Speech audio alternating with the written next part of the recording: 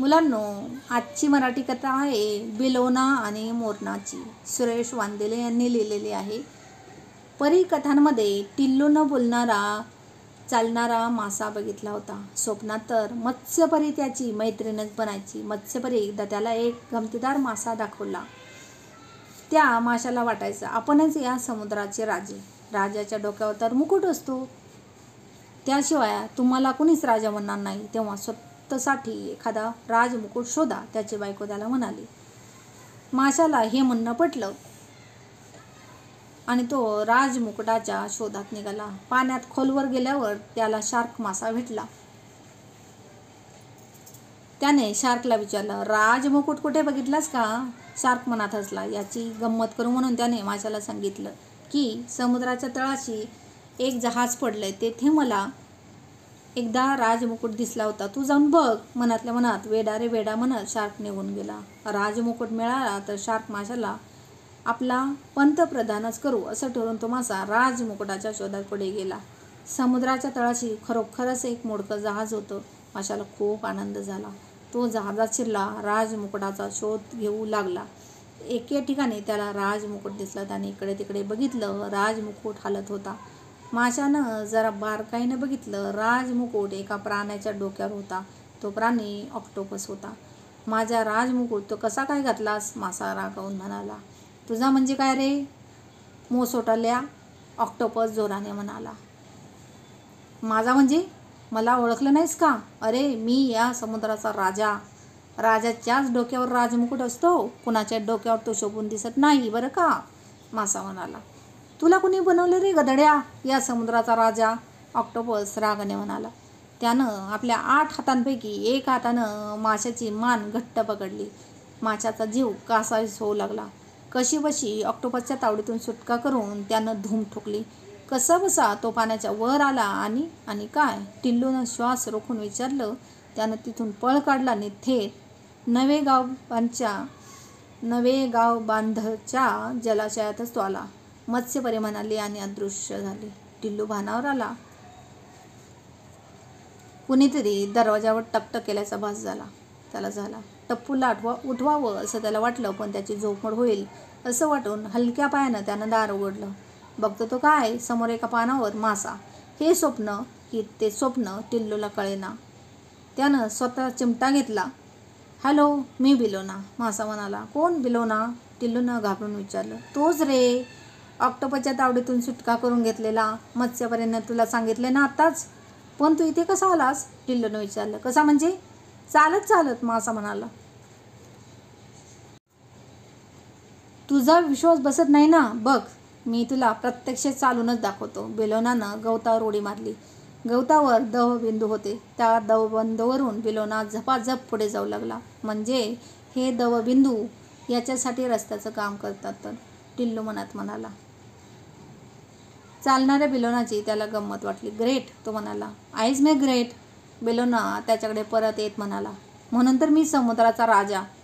पण ऑक्टोपसच्या भीतीनं मला इकडे यावं लागलं. ते जाऊ दे, येतोस का माझ्यासोबत जंगलात एवढ्या रात्री? नको नको, टिल्लू चटकन म्हणाला. चल रे, मजा येईल. तुझा पप्पा उठायच्या आत आपण परत सुद्धा येऊ. बिलोनाच्या बोलण्यानं टिल्लू मंतरल्यासारखा झाला होता. त्यानं पायात बूट घातले आणि हलके दार बंद करून तो बिलोनासोबत निघाला. वाटेत बिलोनानं उडी मारून बरेच कीटक फस्त केले. तुला कीटक खूप आवडतात का रे? टिल्लूनं विचारलं. हो, कीटक खाल्ली की मला शक्ती मिळेल आणि मग मी ऑक्टोपसला हरवू शकेन, बिलोना म्हणाला. त्यासाठी कीटक खातोस काय? कीटक खातोस? होय होय, त्यासाठी आणि शेतकऱ्यांना मदतसुद्धा होते ना. कशी? हे कीटक धान्य खातात, पण मी मात्र हे कीटक खात असल्याने शेतकऱ्यांचे धान्य वाचते, त्यांचं नुकसान होत नाही.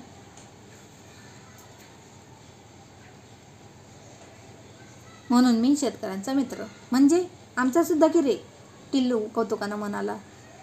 बांधीवरून चालत असताना बिलोनानं टिल्लूचं लक्ष दगडाला चिकटलेल्या माशाकडे वेधलं. हा गोटसाठी दगडाला चिटकून कितीही उंच असलेला पहाड हा माझा मित्र चढू शकतो, तर तिकडे कोकणातला माझा मित्र डेमका मासा झाडावर सुद्धा चढू शकतो. अरे वा, तुम्हा माशांची सर्कस करायला काहीच हरकत नाही, टिल्लू म्हणाला. बांधीवरून समोर जात असताना बिलोनानं चिंचेच्या झाडावर बसलेला पक्ष्याकडे बोट दाखवलं. हा तांबट पक्षीसुद्धा माझा मित्र आहे. तू माझ्यासोबत आहेस म्हणून, नाहीतर विशिष्ट आवाज काढून जंगलातल्या प्राण्यांना त्यानं सावध केलं असतं. कसा आहेस रे तू? बेलोना त्याला म्हणाला. तामटानं मंद स्मित करून डोळे मिटले. अरे तो बघ भोरड्या. पळसाच्या झाडावर बसलेल्या पक्षाकडे बोट दाखवून बेलोना म्हणाला. स्वतःला साहेब समजतो, इंग्लंडवरून येतो ना, म्हणजे फॉरेनर आहे ना हा. हो, याला पळसाच्या फुलाचा रस भारीच आवडतो. पळस फुलला की हे साहेब इंग्लंडातून येथे आलेच म्हणून समजा. होय, अचानक बेलोना म्हणाला. कुठे निघालास रे फिपुली तू?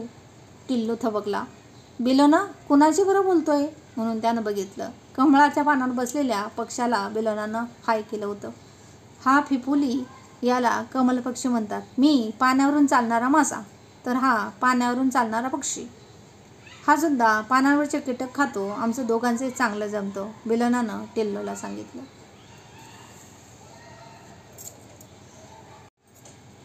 काय नकट्या? बेलोना म्हणाला. तुला कोणी सांगितलं मला नकट्या म्हणतात म्हणून? रागानं टिल्लूनं बेलोनाकडे बघितलं. मी तुला नाही म्हणालो. तो बघ करकोचा, त्याला आम्ही नकट्या म्हणतो. पांढऱ्या मानेचा करकोच्याकडे बोट दाखवत बेलोना म्हणाला. तोच एक पक्षी त्याच्यासमोर येऊन उभा टाकला. त्यानं त्याला दरडावून विचारलं. इकडे कुठे निघालास? ने हा कोण? आपल्यातला वाटत नाही. हा आपल्या मत्स्यपरीचा मित्र टिल्लू. त्याला जरा इकडच्या गमती जमती दाखवायला घेऊन आलोय. परवानगी का घेतली नाहीस माझी? तो पक्षी रागानं म्हणाला. अचानक ठरलं ना सारं म्हणून. हा टिल्लू काही आपला शत्रू नाही, बेलोना म्हणाला. ठीक आहे, पण यापुढे असं वागलास तर तुला पांढरझरीत नेऊन टाकेन, असं दरडावणीच्या स्वरात बोलून तो पक्षी उडून गेला. कोण रे हा? हा काय इथला शिपाई बिपाई आहे की काय? टिल्लूनं विचारलं. तसं समजतो स्वतःला हा शिपाई पक्षी. त्याला रिव्हर ट्रंक किंवा समुद्र पक्षीसुद्धा म्हणतात. असाच आपला दादागिरी करीत असतो. त्याला मत्स्यपरी भेटली तर तिला जरा सांग याच्याबद्दल. पांढरझरीला नेऊन टाकीन असं का म्हणाला? ही काय भानगड आहे?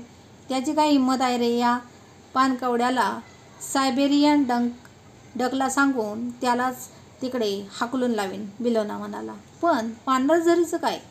ते जंगलातलं झोटिंग आहे. तिथे कुणी राहत नाही. तिथे एकदा गेलं की चकवा पाठीमागे लागतो, बेलोनानं असं सांगतात टिल्लूला घाम फुटला. काय रे, काय झालं? तू मला तिथे तर नेणार नाहीस ना? टिल्लूनं घाबरून विचारलं. असा काय रे घाबरड तू?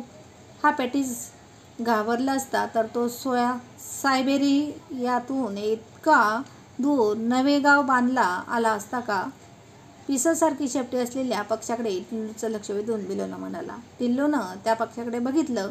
खाली मान व शेपटी वर करून तो पटकन पाण्यात जाऊन मासोळी पकडायचा. सायबेरिया म्हणजे रशिया देशातला प्रांत. एवढ्या दुरून हा पक्षी का बरं इथे आला असेल? टिल्लूला प्रश्न पडला. त्या प्रदेशात नोव्हेंबरमध्ये खूप थंडी पडली की या पक्षाला खायला प्यायला काही मिळत नाही. मग ज्या ठिकाणी त्यांची खाण्याची राहण्याची सोय होऊ शकते त्या ठिकाणी ते येतात. तिथे काही दिवस राहतात. फेब्रुवारीमध्ये थंडी कमी झाली की परत जातात. याला स्थलांतर म्हणतात. पेंटिंगसारखे खूप पक्षी इथे येतात, असं सांगून बेलोनानं टिल्लूला लालशीर बदक, काळी कंकर, इंग्लंडवरून आलेली मैना दाखवली. पाण्यातली सळसळ वाढली म्हणून टिल्लूचं लक्ष तिकडे वेधलं. एक साप माशाचा पाठलाग करत होता. त्यानं त्या माशाला पकडलं, निगळलं. हा धोंड्या मरणार आता, बेलोना म्हणाला. कोण धोंड्या? आणि तो कशामुळे मरणार? टिल्लूनं विचारलं. हा धोंड्या म्हणजे पानदेवळ, पाण्यातला साप, आमचा शत्रूच. त्यानं आता तिलापिया माशाला गिळलं. तिलापियाच्या अंगावर काटे असतात. ते काटे ऋतून हा धोंड्या थोड्या वेळानं गचकणार, बेलोना म्हणाला. तसंच झालं. काही वेळातच धोंड्या पाण्यावर तरंगताना दिसला. धोका असला की तिलापिया आपल्या पिलांना तोंडात घेऊन सुरक्षित ठिकाणी जातात. अनेकदा अंडी तोंडात उभवतात, बेलोनानं सांगितलं. टिल्लूला तिलापियाचं कौतुक वाटलं. गळ्याजवळ पांढरी पिसं असणारा व छोटी चोच असणारा काळ्या रंगाचा पानकावळा त्याला चॅक चॅक करून बोलावत होता. टिल्लूच्या पायाजवळ घोरपड आली होती. नेहमीच्या घोरपडीपेक्षा मोठी होती ती. पानकावळा म्हणाला. बस हिच्या पाठीवर. तिकडून बेलोनाही तसंच म्हणाला. घोरपड प्रेमानं म्हणाली. घाबरू नकोस, मी तुला काहीच करणार नाही. बस माझ्या पाठीवर, तुला गंमत दाखवून आणते. टिल्लूनं हिंमत बांधली आणि तो घोरपडीच्या पाठीवर बसला. पान घोरपड पाण्यातून निघाली. बोटीतून प्रवास केल्यासारखं वाटत होतं. सभोवताली पाणी, आजूबाजूला डोंगर, सूर्याचं आगमन होत असलेलं, वेगवेगळे पक्षी, क्रेन, डक, मैना, सारस यांचे आवाज, सकाळची जलक्रीडा असं दृश्य बघून टिल्लूचं भान हरपलं. पान घोरपड वेगानं जात होती. जलाशयाच्या मध्यभागी असलेल्या डोंगराच्या पायथ्याशी पान घोरपडीनं टिल्लूला उतरवलं. बिलोना एव्हाना तेथे पोचला होता.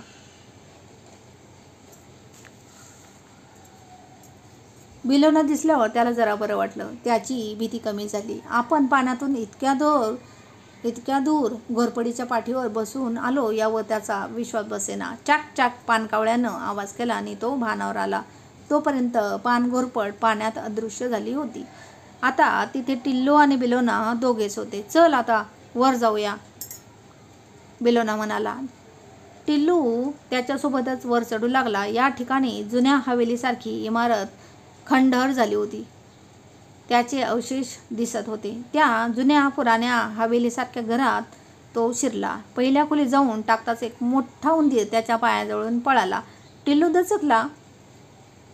घरी दिसणाऱ्या उंदरापेक्षा त्या उंदराचा आकार बराच मोठा होता. त्या मोठ्या उंदराला बघितलंस काय, असं टिल्लू विचारत नाही. तोच मघाच्या उंदराच्या आकाराचे 2 उंदीर त्याच्याजवळ आले.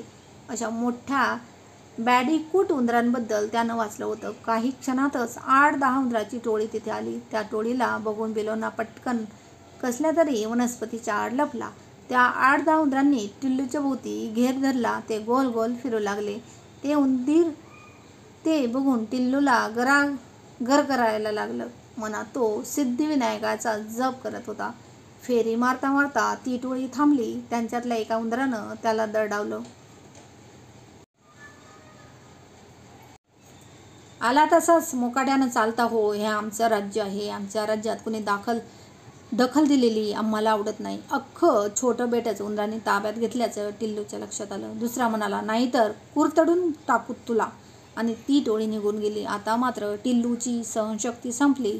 बिलोनाही कुठे दिसेना. उंदर टोळी गेल्याबरोबर बिलोना झुडपातून बाहेर आला. टिल्लूनं त्याला सारं काही सांगितलं. त्याला आता रडूच यायचं बाकी राहिलं होतं. तू असं रडू नकोस, हे उंदीर तुला काही करणार नाहीत. माझा मित्र मत्स्य गरुड इथेच राहतो, त्याला बोलावून घेईन. चल, तुला मी इथे एक गंमत दाखवतो. उंदीर टोळी तुला धमकावत असताना मी बाहेर जाऊन आलो तर तिथे ती गंमत दिसली. चल माझ्याबरोबर. बिलोनासोबत एका झाडाच्या पाठीमागे टिल्लू आला. तिथून सारं काही स्पष्ट दिसत होतं. ते बघून तो हादरलाच. तिथे एक मोठं बिळ होतं. बिळावर बुरुजासारखे गोटे ठेवले होते. 20-25 उंदीर तोंडात काहीतरी आणत होते. त्यापैकी दोघांनी गोट्यांचा बुरुज बाजूला ढकलला. मग सगळ्यांनी तोंडातून आणलेल्या वस्तू बिळात टाकल्या. 2-3 उंदरांनी पुन्हा ते गोटे बुरुजासारखे रचून ठेवले. काही वेळानं सगळे उंदीर तिथून गेले. टिल्लू सारं काही डोळ्यांची पापणी न हलवता बघत होता. त्या बिळात असावं तरी काय, ही उत्सुकता त्याला वाटली. चल आपण बघूया जाऊन तिथे, बिलोना म्हणाला. नको नको, धमकी दिल्याप्रमाणे उंदीर वागले तर, टिल्लू घाबरून म्हणाला. तू आता घाबरू नको, सगळी उंदर टोळी गेलेली दिसते. पटकन जाऊन झटकन येऊ. अखेर हो नाही करत टिल्लू त्या बिळाजवळ आला. टिल्लूनं गोट्यांचा बुरुज बाजूला केला. ते बीळ चांगलंच मोठं होतं. टिल्लूला तिथे धान दिसलं. बिळाच्या अवतीभोवती धान सांडलेलं दिसत होतं. टिल्लूला आता राहवलं नाही. त्यानं बाजूला पडलेली एक काडी बिळात टाकली. ती खूप खोलवर गेली. त्याचा अर्थ इथे खूप धान असलं पाहिजे. हे उंदीर धानाचा साठा करतात की काय, त्यानं बिलोनाला विचारलं.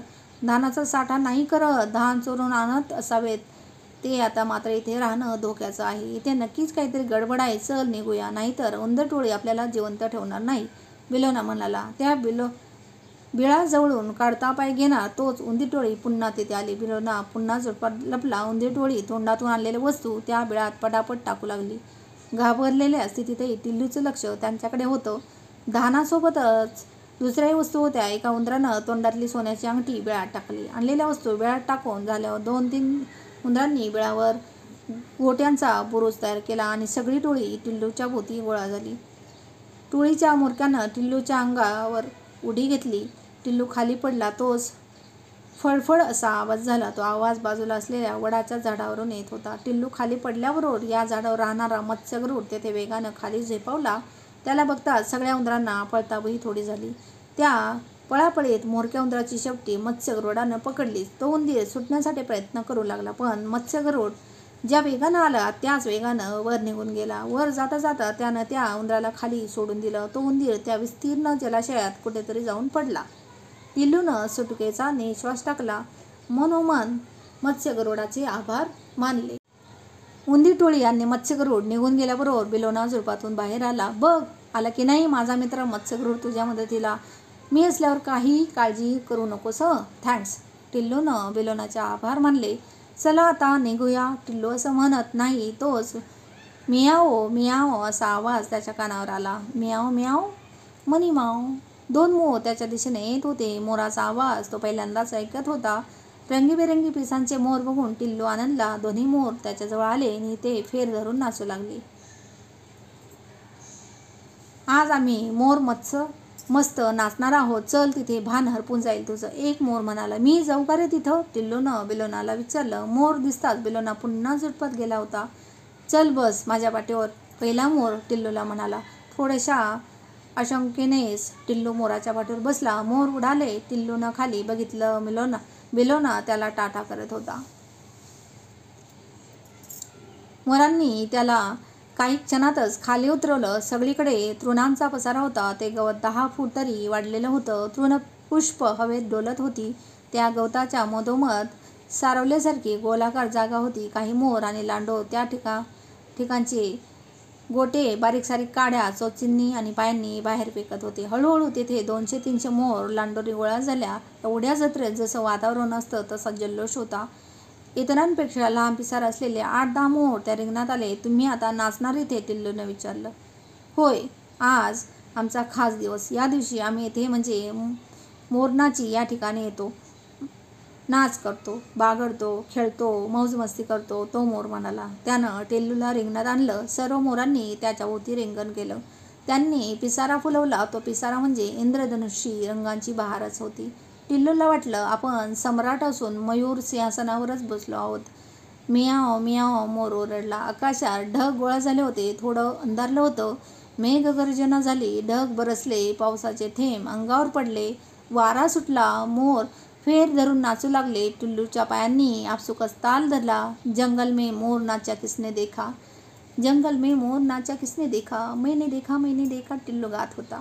त्याची ही गंमत कितीतरी वेळापासून टप्पू बघत होता. टिल्लू महाराज आज सकाळी सकाळी कुठे बरं मोर नाचताना बघितलं आपण? झोपेतच गाणं गुणगुणत असलेल्या टिल्लूला उठवत टप्पू म्हणाला. जंगल में मोर नाचा. टिल्लू झोपतच खुदकन हसत हे गाणं बडबडत होता. त्याला हलवून टप्पूनं उठवलं. तू न टप्पू नेहमीच का बरं असा बिब्बा घालतोस? डोळे चोळत उठत टिल्लू म्हणाला. काय रे, काय झालं? मोरांसोबतचं माझं नाचणं तू डिस्टर्ब केलंस ना? मोरांसोबतचा तू नाच. अरे माझ्या राजा, तू स्वप्नांच्या राज्यात होतास. घड्याळात बघ किती वाजले ते. दाते काका येतील एवढ्यातच. आज राहिलेलं जंगल बघायचंय बरं का. तर कथा इथे संपलेली आहे मित्रांनो. तर तुमच्या एक गोष्ट लक्षात आली. आत्तापर्यंत हा टिल्लू आणि ही जी गोष्ट आहे ती काय होतं? स्वप्न होतं. तर कशी वाटली कथा? आवडली असेल तर please like share subscribe. Savita फावडे अकॅडमी. थँक्यू मुलांनो.